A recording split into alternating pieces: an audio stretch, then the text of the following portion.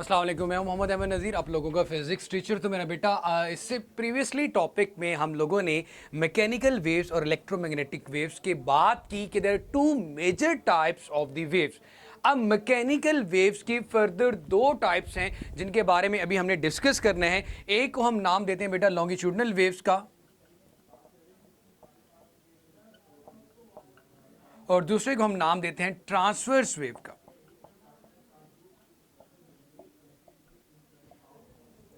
अब मेरा बेटा लॉन्गिट्यूडनल वेव्स किन्हें कहते हैं और ट्रांसवर्स वेव किन्हें कहते हैं, कुछ मुश्किल नहीं है, जरा ध्यान से सुनिएगा। अगर आपके पास एक स्प्रिंग है, उस स्प्रिंग को जब आप स्ट्रेच करते हो तो आप लोगों ने ऑब्जर्व किया होगा कि स्प्रिंग का कुछ पोर्शन बहुत स्ट्रेच होता है, कुछ बहुत खुला सा होता है। तो जहां पे स्प्रिंग के पार्टिकल्स एक दूसरे के बहुत ज्यादा क्लोज होते हैं, उस पोर्शन को हम नाम देते हैं कंप्रेशन का। और जहां पे ये पार्टिकल्स के दरमियान डिस्टेंस थोड़ा ज्यादा होता है, इसको हम नाम देते हैं रेरफेक्शन का। इसको मेरा बेटा हम नाम देते हैं रेरफेक्शंस का। अब मेरे बेटे, अगर आप ऑब्जर्व करो कि आपके पास वेव भी ए से बी मूव कर रही होती है,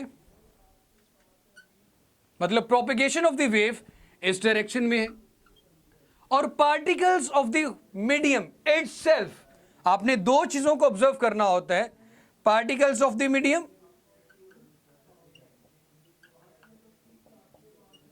और सेकंड चीज होती है आपके पास propagation of the wave.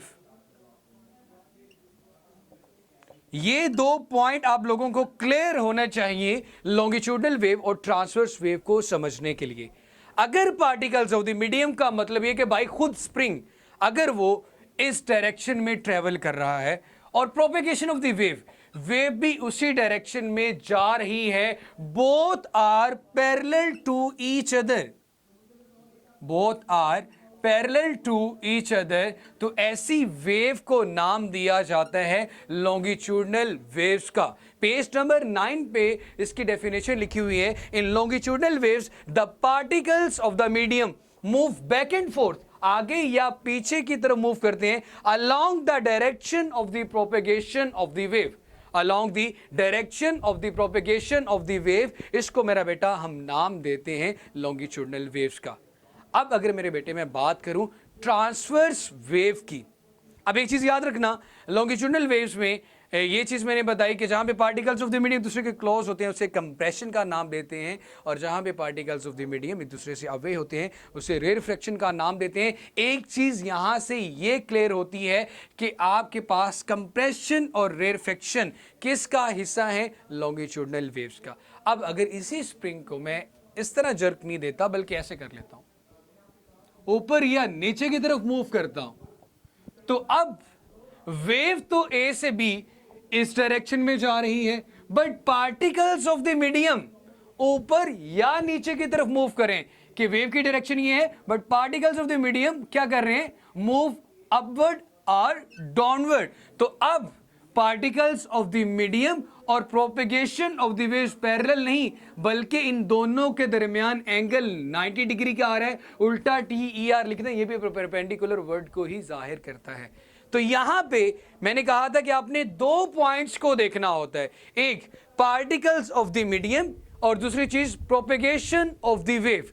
Particles of the medium किस डायरेक्शन में जा रहे हैं और वेव किस डायरेक्शन में फैल रही है। तो आपने ये चीज नोट की कि प्रोपेगेशन ऑफ द वेव तो इस डायरेक्शन में, but particles of the medium क्या कर रहे हैं, perpendicular to the direction of the propagation of wave, ऊपर जाएं या नीचे जाएं, एंगल क्या होगा बेटा, 90 डिग्री होगा। तो आपने टाइप को डिफ्रेंशिएट करने के लिए दो चीजों के दरमियान एंगल देखना होता है। पार्टिकल्स मतलब जिसके अंदर आप वेव्स प्रोड्यूस करें, जैसे कि स्प्रिंग है, उसके पार्टिकल्स किस डायरेक्शन में मूव कर रहे हैं और वेव किस डायरेक्शन में जा रही है। अगर दोनों एक दूसरे के पैरेलल या एंटी पैरेलल आ रहे हैं तो आपके पास लॉन्गिट्यूडनल वेव्स हैं, लेकिन अगर एक ऊपर नीचे और एक बिल्कुल सीधा जा रहा है तो तब आपके पास ये ट्रांसवर्स वेव होगी। जैसे कि रस्सी को अगर इस तरह जर्क दिए जाएं तो ये जो मोशन है आपके पास ये ट्रांसवर्स वेव की है। जैसे वहां पे कंप्रेशन और रेयरफेक्शन थे, यहां पे आपके पास दो पोर्शन आ रहे हैं वेव की, एक अबव पोर्शन आ रहा है, एक बिलो पोर्शन आ रहा है। Above portion of the wave is called the crust and below portion of the wave is called the trough. तो ये मेरा बेटा हमारे पास बहुत एक आसान सा टॉपिक था, word differentiate between the longitudinal waves and transverse waves. और ये चीज़ याद रखिएगा, ये जो टाइप्स हैं ये टाइप्स हैं मैकेनिकल वेव्स की। मैं अगेन इस चीज़ को रिपीट कर देता हूँ कि मेरा बेटा ऐसी वेव्स जिसमें पार्टिकल्स ऑफ द मीडियम जैसे कि स्प्रिंग और वो जिस डायरेक्शन में वेव ट्रेवल, जो उसमें डिस्टर्बेंस क्रिएट करो उसको हम वेव कहते हैं। अगर वो दोनों एक दूसरे के पैरेलल मूव कर रहे हैं कि वेव भी उस डायरेक्शन में जा रही है, पार्टिकल्स ऑफ द मीडियम भी इटसेल्फ उस डायरेक्शन में जा रहे हैं, तो तब तो जाके ये हमारे पास कौन सी वेव होगी बेटा, लॉन्गिट्यूडनल वेव्स की। लेकिन अगर ऐसा नहीं होता, if they are both perpendicular to each other, तब हमारे पास जो वेव होगी वो ट्रांसवर्स वेव होगी। इसके बाद बड़ा एक आसान सा टॉपिक है waves as carrier of energy, और उसी के साथ relationship between frequency, wavelength and speed का इंशाल्लाह टॉपिक करेंगे। और फिर उसके बाद लास्ट टॉपिक आ जाएगा इस चैप्टर का। तो अपना बहुत सारा सा ख्याल रखिएगा। अल्लाह हाफिज़।